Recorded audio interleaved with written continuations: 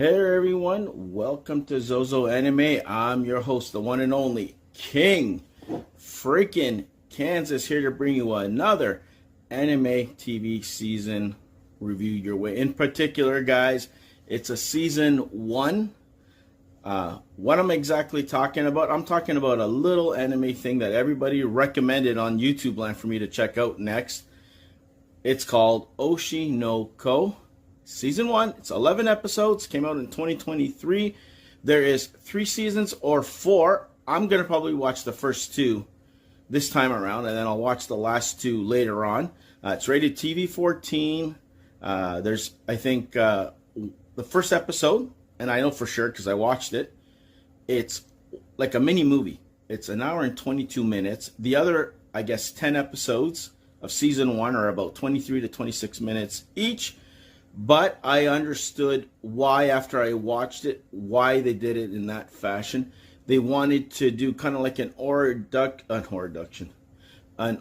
story introduction to all of us, so we can get aboard and kind of like get on this. Especially me, guys. I ain't an idol or like American Idol fan or any of that singing stuff, and I'm not typically a musical person. Not that I don't listen to music, but it's not my cup of tea. I don't like musicals and stuff like that. So I'm like, I already had going into this a little bit of hesitation, a little being reserved, like, oh no, here we go. Here's another, do I really want to watch this? But anyways, I'll give you the synopsis and then you guys tell me. A doctor and his recently deceased patient are reborn as twins to a famous Japanese music idol and navigate the highs and lows of the Japanese entertainment industry as they grow up together through their lives. Okay, there's 2 twins, guys. Well, you guys can probably see behind me. It was a little girl who happens to be ill, terminal cancer, I'm thinking, and a doctor who kind of like is her patient who takes care of her. She is a huge idol fan. She idolized that's the big celebrity at stake here, and she was very young, whatever. She ends up passing away. He ends up kind of like retelling a little bit to this other lady that he works with, a co-worker, this doctor, saying that, hey, she's a big fan. She became a fan because of her and kind of like got into it because it meant so much to her. What happens a couple of things later, guys, spoiler alert, is the idol that she idolized ends up coming to his hospital.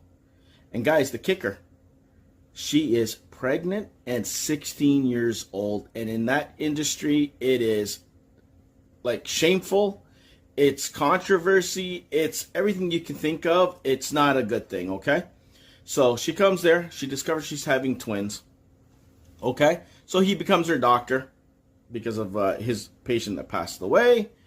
To get a little close, the day before he's supposed to kind of like help her give birth the next day because it's her due date, he ends up getting attacked by a stalker.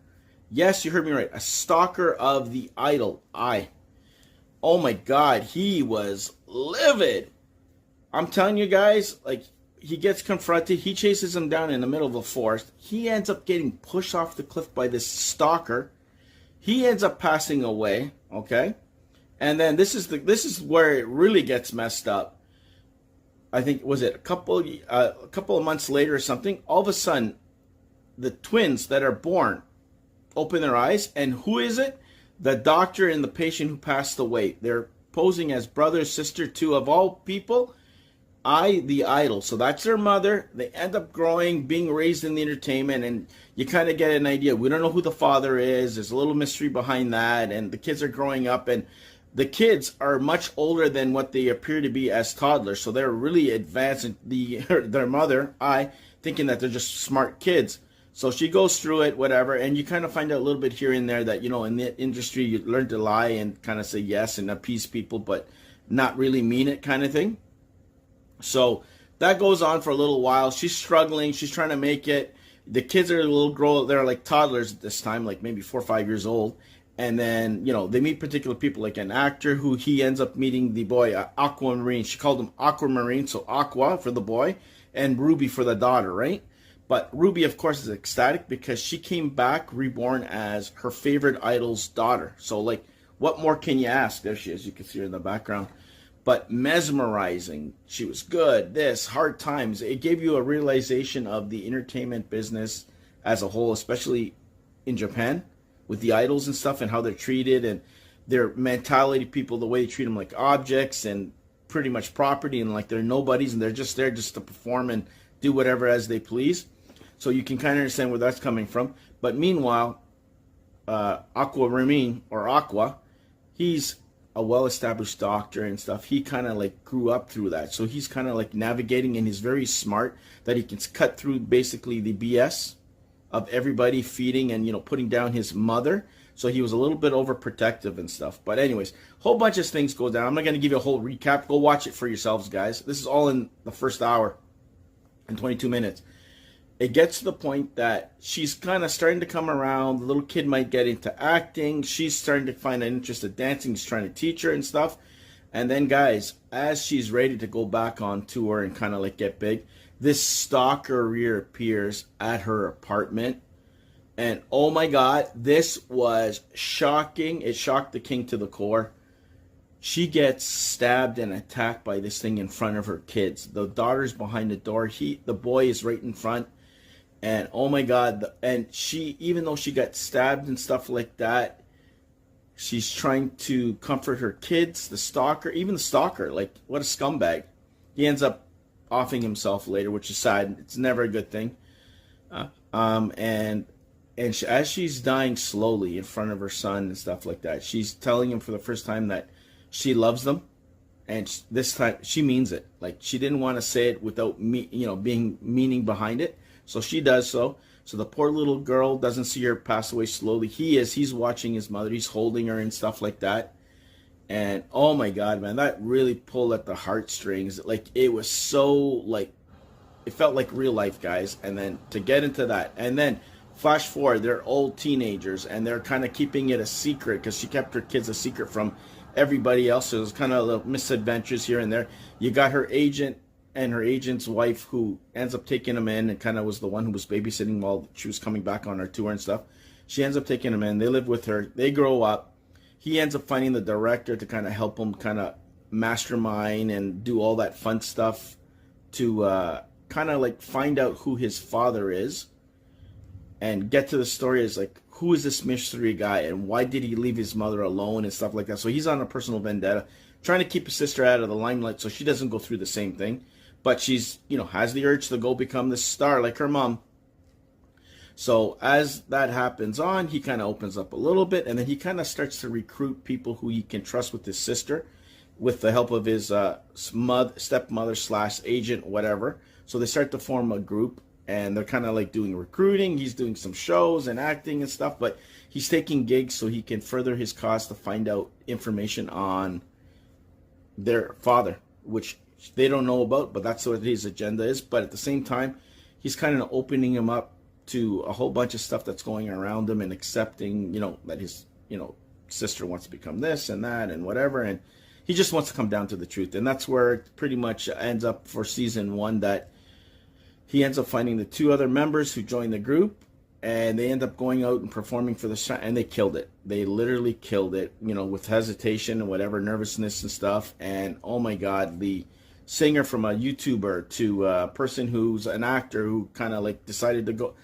It's so cool. It's well done, well written, guys. I'm not doing it justice by blabbing on and ramming on. I'm just giving you some of the highlights that I liked about it. But all the characters that are in it have meaning, purpose, and it drives the story forward. I can't wait to see season 2 after this, when I'm done this review.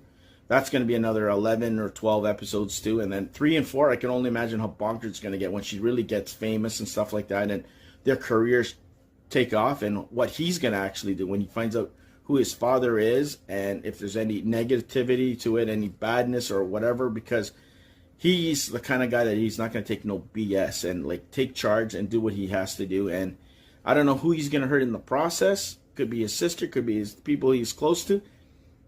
He could, finding out the truth about his mother might kind of diminish the outlook or the, thing he has about her, like the feeling he feels about her. Who knows?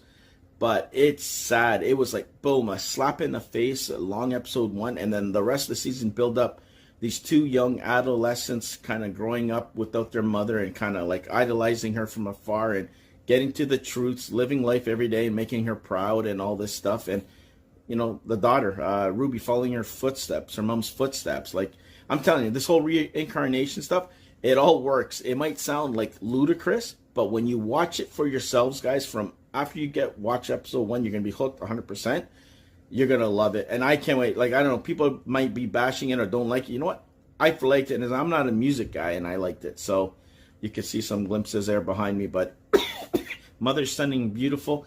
The glimmers from the eyes. The other actor who portrays kind of like to kind of simulate the girl that he liked in this reality show that kind of looked like his mom, mesmerized the shit out of this guy. I'm telling you guys, it's so well done. The characters are so well driven and written in this. It's phenomenal. I haven't read the manga or anything like that, if there is such a thing, but what I see, I like. So that's my official OSHI no Ko Season 1 review. Like, share, and subscribe. Check out our other reviews that are going to be hitting Zozo Anime. Season 2 is coming your way 100%. And then 3 and 4, I'm going to probably do it later in the year. But for now, enjoy this review.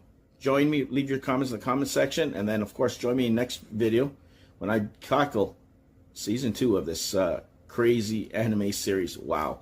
Until next time, be the hell good. And the King is definitely going to be buying the whole entire series when it's done. Take it easy, guys. And I'll see you guys where? Right here on Zozo Anime.